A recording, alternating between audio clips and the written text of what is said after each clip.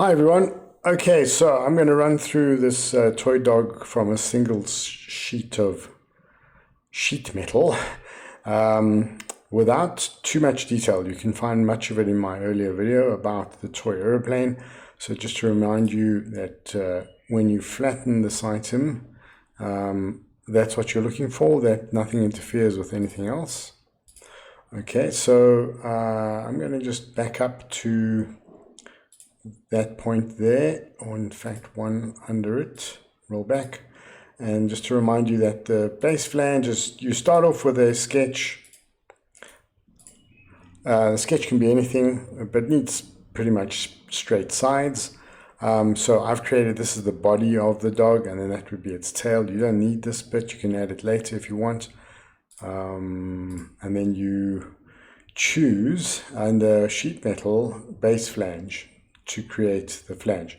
And then what that'll do is it'll give you a thickness. You can choose the thickness, and what you should do is just come back into this properties bar and just make sure that the fillet, the bend radius is one the same as your wall thickness.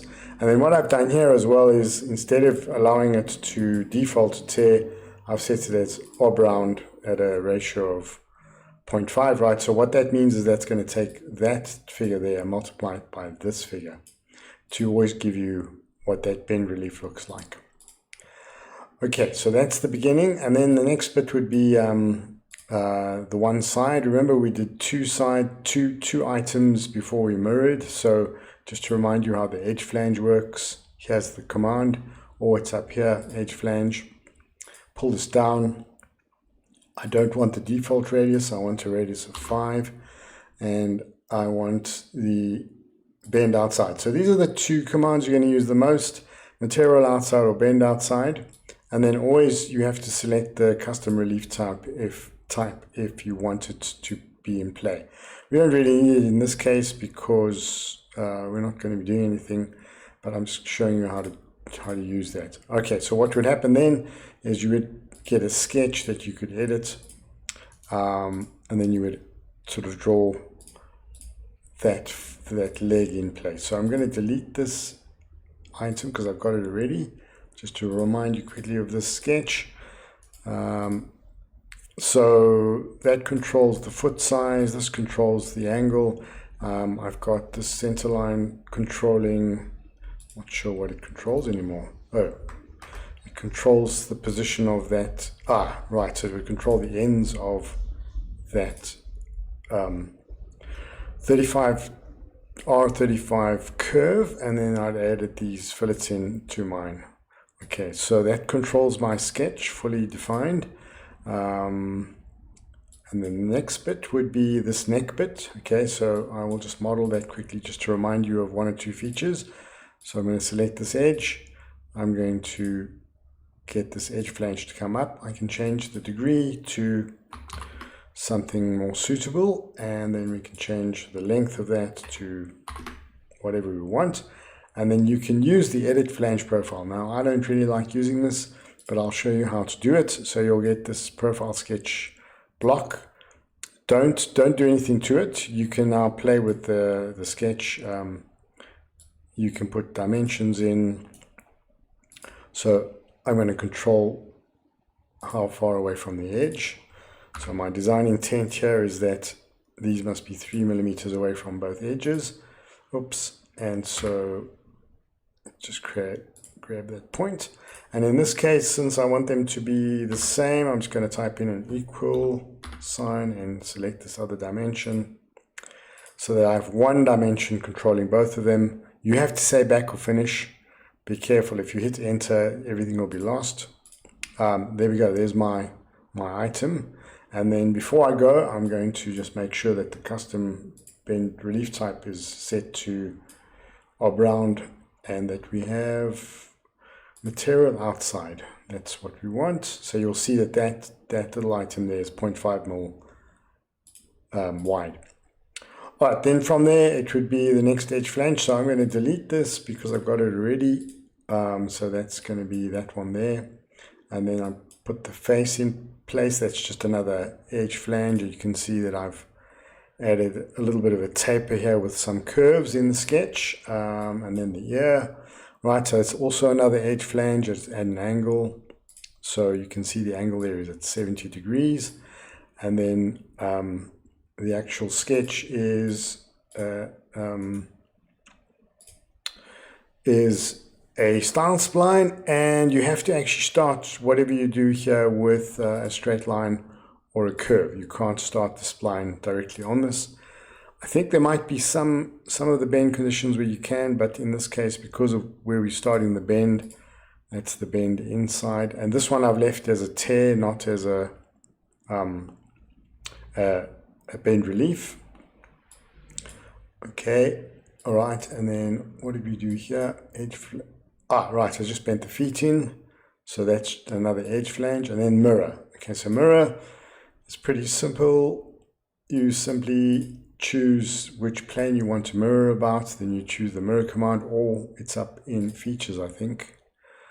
I never can remember because I always have it on my head-up display. So once you've chosen that plane, you can just select the feature that you want. It'll be that, and that, and then you might have one or two others, like if you put fillets on those feet, that would also help. So I'm going to delete this because I've got it already. And then just see what the last one is. Okay, so that's just a little edge flange to create the tongue, which I then put a tangent arc across those two. So that would be done in the same fashion as we did the neck. It's exactly the same process. Okay, and then this is the important one, the unfold, cut, fold item. So that what you do there is you select the face you want to unfold from, go to sheet metal, say unfold, collect all bends, make sure you collect all bends. It is possible to select only some. Select the face that you want to put a sketch on. And then I think what I did here is, as far as I can remember, I created this out in space. It's much easier to do it because you don't have your sketch snapping to all of these pieces. This just has to have a width of, let's say 2.2 or 2 point something. That needs to be set to a length. And I think with just those two in, you should be able to then just drag this across. Just select, come on. There we go. Okay, so drag this across. Now I would like that sketch to be perpendicular to these two bend lines. So, and also I want them to follow a path. So that I'm going to draw in a center line that crosses over the two ends of the bend radius, and that's going to be the guide for creating this slot pattern. So first thing I'm going to do is grab that point and then shift select that line and say make them coincident. And the next thing I want to do is I want to make this line and that line perpendicular. Okay, so we're almost there as far as positioning this is concerned. So we can just go from here to here because it's perpendicular or it's parallel. I can set that position, no problem. And then to get this to pattern, what you do is you can select the sketch first. You don't have to, you can select later. It's here in entities to pattern. And then the x-axis, you'll see, select the x-axis. Now, I can't remember how I actually got this right to select that item. I think it was like that. No, it wasn't. Selected a line. Never mind, I know how to do this. So I'm going to just set the spacing and then give us about 9 or 10 or something. And you see that's going off in the x direction. What you do is you grab the point of this arrow and you just get it to snap to that line. And they'll go off in this new direction. You might have to change the spacing there. It's too much. 5 might be better. 6. Okay, and that's that done. And then to finalize to complete this as being fully defined, we want to create what is called, forgetting the term now, Nope, that's that one. The cadence, not the cadence. I'll remember the term. Anyways, so that creates the spacing. Spacing is a simple term, and now I want to mirror this. I could use the right plane to mirror about, but I think it might be simpler if I just create a center line from the origin down to the middle of that bend line, and then I can say mirror, entities to mirror. I'm going to drag select over those, mirror about that line, say yes, and we're ready to go. Okay, so exit the sketch, and then we can just do an extruded cut. So I might have to select the sketch again. All right, so I think here it's easier just to select the whole sketch first and then say extrude cut, line thickness, and we're done. And then you can fold again. So it's unfold, cut, extrude, fold. So look for sheet metal, fold. Fold will default to the face that you chose to unfold from. You say collect all bends, and you say okay, and everything gets bent back into place with your pattern of hairs going across the back. I'm going to delete all three of these because I've got them already, and then I'm going to just hide that sketch. So here's my original hair cutouts. You see I called that hair cutouts. Fold, and then the sketched bend, that was just a bit of fun, but let me show you how to do it because it could be useful in other situations. What you do is you create a sketch. In this case, it could be just one line, but if you put multiple lines in, Solidworks is going to take each line as a bend. So I've got multiple bends, I've patterned them, 5 of them at formal intervals, and then when you do the command, whichever side you choose, so if for instance I had chosen that face there, you'll see now it's going to bend the dog up and then the rest around it. So obviously I don't want that face, I want that face to stand still, and then the tail bends around. You can control the bend angle degree, so you can make it gentler, or you can make it steeper. Right, there's a point at which it's going to bend back on itself, so you might have to watch out for that. And you can set the bend radius to whatever it is you want. So okay.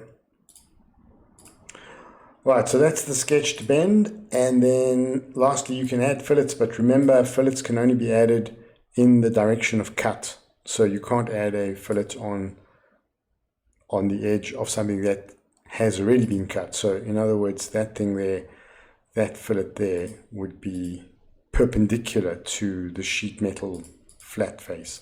Whereas if you put one in here, it would not be perpendicular, and you technically can't do that. You can model it, but it would be bad, and I would mark you down severely for doing that because that's just almost impossible to achieve in real life. All right, so you can then just check that you have a flattened piece that works by hitting the flatten button. Be careful if you don't have, well, not be careful, but just watch if you make your, forget what this is called, but if you make your rollback line go above the flat pattern, that won't be available. So you must make that feature available by making sure that this comes right to the bottom. And that's how you do it. Thanks for watching. Cheers.